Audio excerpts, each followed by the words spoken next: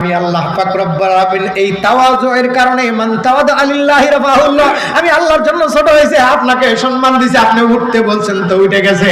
ওগো পয়গম্বর, আপনি আমার হাবিব, আপনার কথা মানার কারণে আমি আল্লাহ যে চারজন বসাইছেন ওই চারজন ঈমান আর ইলমওয়ালা মানুষের মতো বাজারের মধ্যে দিয়া ঘোরার কারণে আবার দরজার মধ্যে দাঁড়াইছে, তো আমি আল্লাহ ওদেরকেও ঈমানের বলে বলিয়ান বানায় দিছি।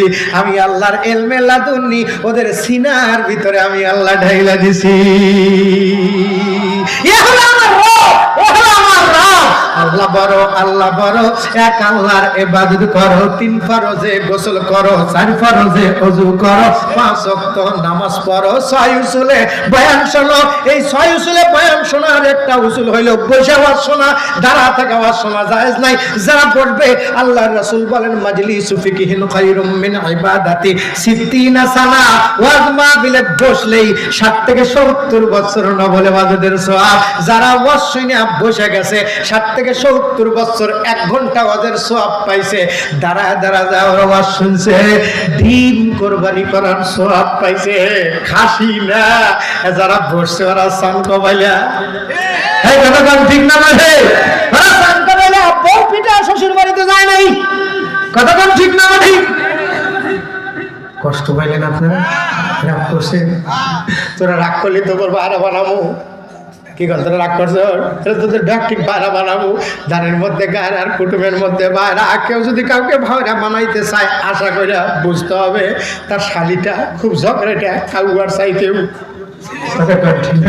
কিছু কিছু মহিলা আছে না এরকম আমাদের সমাজের মধ্যে, আরো শরীরের মধ্যে গোস্ত টুকরা আছে। কিছু কিছু মহিলার গোস্তর টুকরা ভালো থাকলে সে স্বামীকে মহাব্বত করে, শ্বশুরকে মহাব্বত করে, শাশুড়িকে মহাব্বত করে, কিন্তু এই গোস্তের টুকরা ভালো না হওয়ার কারণে স্বামী ঘরের মধ্যে থাকতেও আর একজনের সঙ্গে সেটিং আর ফেটিং পরকিয়া করে। ঠিক না ভাই? তাহলে ওদের গোস্তের টুকরা ভালো হওয়া দরকার, ঠিক না ভাই?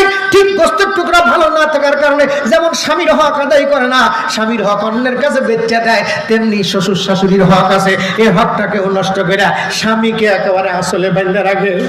কথা কোন ঠিক না ভাই? আসলে বাঁধা রাখে, স্বামীকে এমন ভাবে শিক্ষা দেয়, আজ থেকে তোর আর কেউ নাই, আমি সব, আমি তোর মারনেওয়ালা, আমি তোর বাঁচানেওয়ালা। যদি বাঁচবার চাস, বাপ মা এক সার, যুবক কায় মরে যাবার চাই না, তুই আমার সব। কথা গান ঠিক না ভাই? বাপকে বলে বুড়া, মাকে বলে বুড়ি, শ্বশুরকে বলে আব্বাজান, শাশুড়িকে বলে আম্মাজান, আর বর্তমানে বিয়া করছি নূরজাহান। এরাই হয়েছে আমাদের জানের জান আর পরাণের গড়া। বইয়ের হক আছে, কিন্তু মাকেও মার হক আছে। কথা বলেন ঠিক না ভাই? পাগল পারা বান্দা বান্দিরা, এই জন্য এই অন্তরটা ভালো করার জন্য যেমন ঈমান পুরুষদেরকে আনতে হবে, তেমনি নারীকেও আনতে হবে। এলেম যেমন পুরুষকে শিখতে হবে, তেমনি এলেম নারীকেও শিখতে হবে। এই কারণে আল্লাহর নবী ডাক দিয়া কয় তালাবুল ইলমি ফারিদাতুন আলা কুল্লি মুসলিমিন, প্রত্যেকটা নর এবং নারীর জন্য ইলমে দ্বীন শিক্ষা করা ফরজ। সুবহানাল্লাহ। এই ফরজ শিক্ষা প্রতিষ্ঠানের নাম হলো এই মাদ্রাসা। এই মাদ্রাসা আজীবন চলবে। কারা কারা চাইটা হাত তুলে দেখায় নারায়ে তাকবীর, নারায়ে তাকবীর। আল্লাহ এই মাদ্রাসাখানা কবুল করো। আল্লাহ এই মাদ্রাসার উসিলায় আমার বাপ মাদেরকে মাফ করে দাও। আল্লাহ এলাকার কবরবাসীদেরকে মাফ করে দাও। আল্লাহ আমরা যে গুনাহ করেছি আমাদেরকে মাফ করে দাও। আল্লাহ আমাদের মেয়ে ছেলেদেরকে মাফ করে দাও, আমাদের বুড়োদেরকে মাফ করে দাও, আমাদের যুবকদেরকে মাফ করে দাও। আল্লাহ এই মাহফিলের উসিলায় আমরা জান্নাত যাইতে চাই। যাব মোরা যাব রে, হয়ে যাবেন এত আস্তে কে? যাব মোরা যাব রে, যাব মোরা যাব রে, একা না বউনিয়া? হ্যাঁ, একা।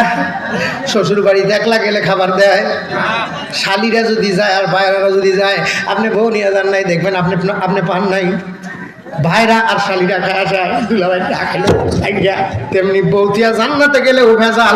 কারণ জান্নাতে যে 72টা হুর আছে, এরা পুরুষ মানুষের কদর বোঝে না, পুরুষ মানুষের কি চাহাত এটা ওই হুরেরা বোঝে না। হুরেরা খালি ভালোবাসা বোঝে, কিন্তু কিভাবে ভালোবাসতে হয় এটা জানে না। দুনিয়ার মেয়েরা পুরুষকে পটাইতে জানে, ভালোবাসতে জানে। এই জন্য আল্লাহর রাসূল ডাক দেয়া কয়, যুবক একা জান্নাতে যাবি না, বউটাকে নিয়ে জান্নাতে যাবি। এই জন্য তুই নিজে ঈমান আনবি, এলেম অর্জন করবি, তোমার বউটাকে এক বালিশের রাইখা মাথা কইবি যত মনের কথা, বুকেতে মিশাইয়া বুক কইবি যত মনের দুঃখ। ঠিক না রে? একটাই মাত্র দুঃখ, দুনিয়ায় সুখ নাই রে, সুখ নাই। তোরে নিয়ে আমি সুখের জিন্দেগি করতে চাই। তোমার হাত পাকার বাতাসে আমার কলজা জুড়ায় আইসে, এই পাকার বাতাস তুমি আর কাউকে দিও না। আমার দেশের মহিলাকে এটা বুঝাইতে পারি না, ওরা খালি কয় স্বামী আমার যেমন তেমন, দেওরা মনের মতো রে। হাত ধরে জান্নাতে যাইতে গেলে দেওরা না, স্বামীর হাত ধরেই যাইতে হবে। এই অন্তরটাকে ভালো বানাও, গোস্তের টুকরাকে ভালো বানাও, স্বামীকে নিজের আসনের মধ্যে জায়গা দাও, স্বামীর পদতলে প্রত্যেকটা নারীর জান্নাত। আল্লাহু আকবার। আবার স্ত্রী মহিলারা এখন একটু বেজার হয়েছে, পুরুষরা তো খুব খুশি, বাড়ির যাকো ভাই আবার পায়ে তেল দে। ঠিক না? প্রত্যেকটা পুরুষ জান্নাতে যাওয়ার জন্য আল্লাহ পাক সর্বপ্রথম সাক্ষী হিসাবে যাকে ডাক দিবেন সে হইল আমার ডো, আপনার ডো, আপনার ডো। ডাক দিবে, সখিনা এদিকে আইসো, কি হয়েছে? তোর স্বামীকে বাঁচিল ক। ও যদি একবার খালি আল্লাহ উপরে শেখলে সুরতে ভালো ছিল, আদমিরা ইনসান এক সাবুদে, আহমদ বুঝালো হাম এক সাবুদে, গর্ব সুরত আদমি কিন সাবুদে, আহমদ বুঝালো হাম এক সাবুদে। যেমন বলে গেছে আল্লাহ পাক কোরআনে, আমার আগের বক্তা করা যায় নাই, মানুষ ঠিক থাকবে কিন্তু হাইওয়ান জানোয়ারের চাইতেও নিকৃষ্ট।